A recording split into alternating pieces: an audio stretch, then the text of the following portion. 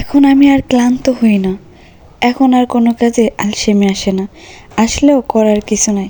সব কাজ নিজেকেই করতে হয়। মা হওয়ার পরে দায়িত্বটা বেড়ে গেছে, কাজও বেড়ে গেছে। আসসালামু আলাইকুম, সবাই কেমন আছেন? আলহামদুলিল্লাহ আমি ভালো আছি। আশা করি আপনারাও সবাই ভালো আছেন। এখন সকাল শুরু হয় বাবুর আর ঘরের কাজ দিয়ে। যেহেতু বাসায় আমি একা থাকি, তাই সব কাজ নিজেকেই করতে হয়। আমার হাজব্যান্ড সাহায্য করে, তারপরও নিজের কাজ, বাবুর কাজ আমাকেই করতে হয়। ঘুম থেকে উঠেই বাবুকে খাইয়ে ওর বাবার কাছে দিয়ে আমি বিছানা আর বাবুর জিনিসপত্র গুছিয়ে নিয়েছি। এরপর ওয়ারড্রোবের উপরেটা একটু গুছিয়ে নিয়েছি, আর চেয়ারের উপরে বাসি কিছু কাপড় ছিল, ওইগুলো গুছাইয়ে আমি ড্রয়ারে রেখে দিলাম। এর মধ্যে জানালা দিয়ে বিছানায় রোদ চলে এসেছে।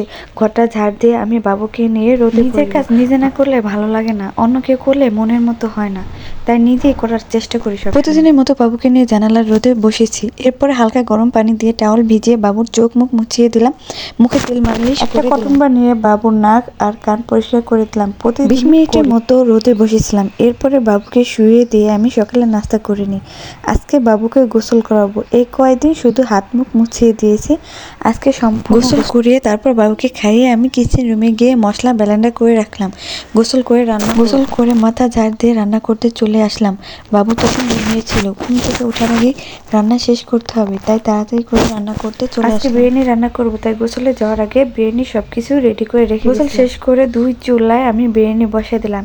এক চুলায় মাংস কষাইতে দিছি, আর এক চুলায় বিরিয়ানির আজকে বিরিয়ানি রান্না করলাম। রান্না শেষ করে খেয়ে আমরা সবাই ঘুমিয়েছি আর উঠেছি সন্ধ্যাবেলায়, তাই আর কোনো ভিডিও নিতে পারিনি।